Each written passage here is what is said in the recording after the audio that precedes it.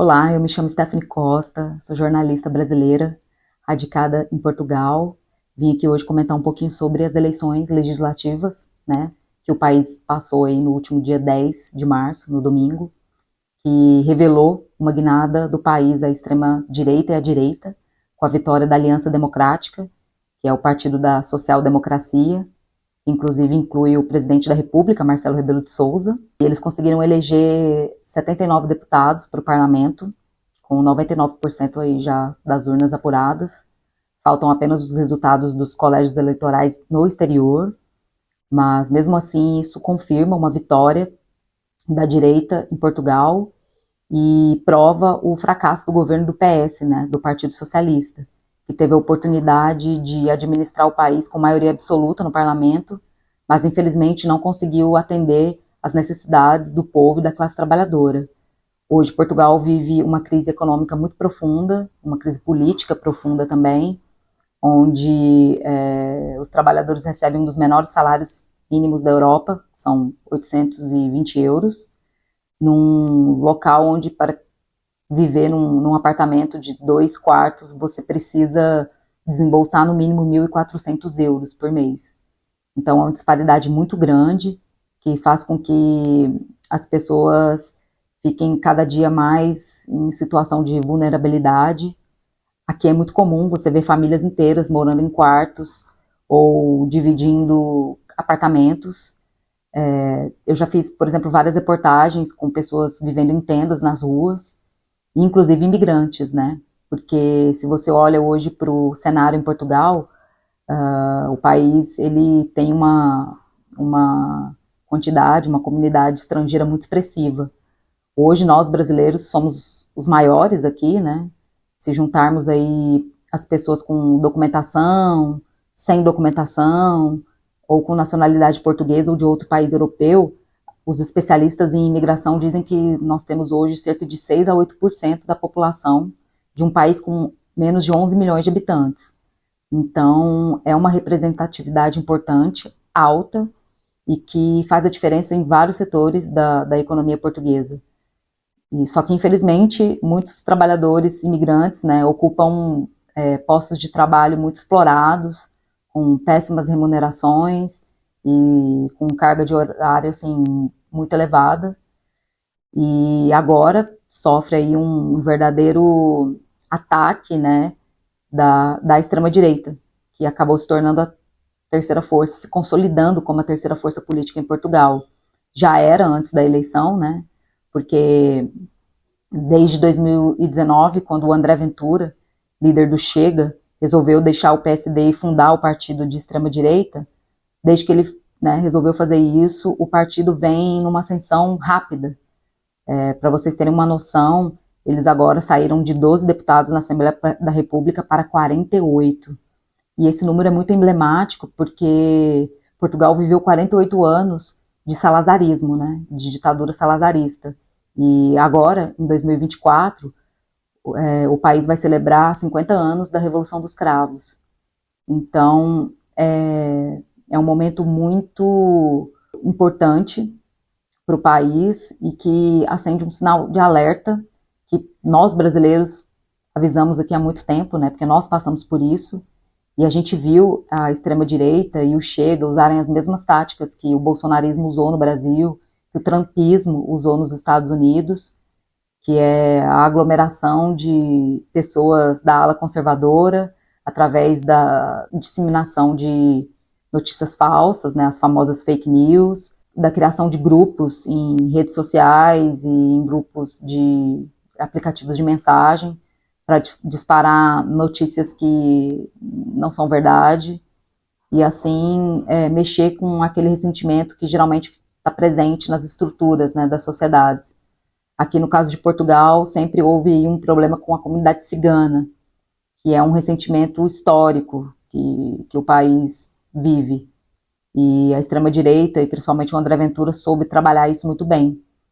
E neste momento a gente também percebe um crescimento muito rápido do discurso anti-imigração, né, que pautou praticamente a eleição toda, e o populismo penal, que o próprio André Ventura criticava, né, no início da sua carreira política.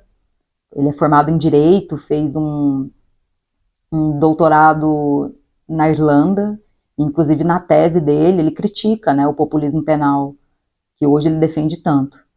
Então, eles souberam trabalhar essas pautas de costume, né, e que envolve diversas teorias da conspiração, do marxismo cultural, da ideologia de gênero, e infelizmente a gente viu o que aconteceu no Brasil se repetir aqui em terras lusitanas.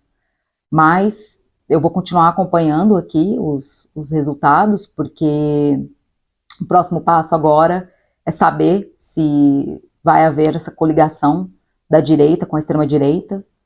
O líder do PSD, o Luiz Montenegro, prometeu durante toda a campanha que não faria essa aliança com o Chega. Só que, né, a gente não pode esperar muita coisa da direita portuguesa. Entretanto, o presidente Marcelo Rebelo confirmou, acho que uns 2 dias antes da eleição, numa entrevista para um jornal grande aqui de Portugal, que ele não aceitaria que o Luiz Montenegro fizesse essa coligação, e muito menos que o partido, né, que o PSD e as outras legendas que estão nessa aliança trocassem o líder, colocassem um outro, como o Passos Coelho, por exemplo, para poder fazer essa união com a extrema-direita. O Marcelo deixou bem claro que ele não aceitaria essa proposta, porque o presidente da República que tem esse poder de vetar essa formação de governo. Entretanto, para que novas eleições sejam realizadas, é preciso um prazo de 6 meses. Então, caso não se forme, né, caso o parlamento não entre num consenso, é provável que Portugal possa ter novas eleições a partir de setembro desse ano. E isso só demonstra uma crise política imensa, onde o país fica praticamente parado, né? Se a gente olha para a situação dos imigrantes, por exemplo, a gente tem diversos processos paralisados, principalmente no que diz respeito à documentação, e isso é algo que vai gerando vários problemas em cadeia, né? Principalmente agora, num momento tão delicado para nós, que somos estrangeiros e que trabalhamos no país e contribuímos com a economia, né? Só em 2022, a comunidade estrangeira foi responsável por 1,6 bilhão de euros à previdência social do país. Então, se você olha para esse cenário, você percebe que hoje quem paga as pensões dos trabalhadores portugueses são os estrangeiros. E se você aprofunda um pouco mais nesses números, você vê que quem mais contribui de todos os estrangeiros são os imigrantes brasileiros. Bom, é isso. Eu vou continuar aqui acompanhando, vendo como vai se dar essa formação do governo, e também ficar de olho, né, nos brasileiros que estão atuando no Chega.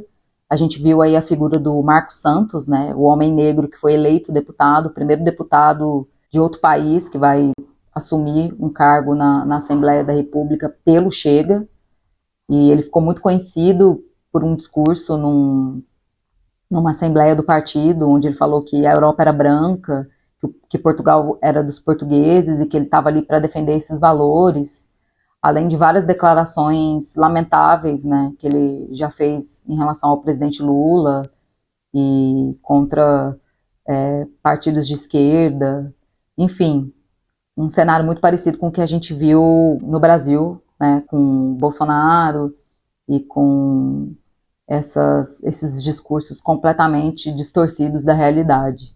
Além disso, também tem a Cibele Pinheiro, né, que é ficha 501 do Chega e ajudou muito nesse processo de angariar brasileiros conservadores e principalmente envolvidos com igrejas evangélicas para o fortalecimento e para o crescimento do partido.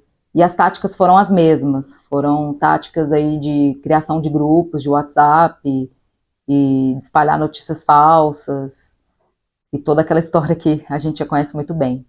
Bom, é isso, espero que eu tenha tirado algumas dúvidas e esclarecido algumas questões.